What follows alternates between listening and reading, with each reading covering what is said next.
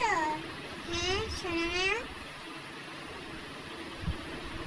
তুমি রাত খাইছো আজকে?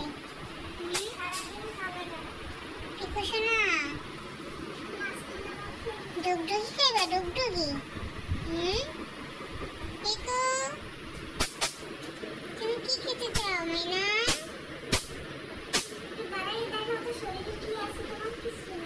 আমার কাছে বলো, তাড়াতাড়ি সুস্থ করে দিবে আনি, ঠিক আছে?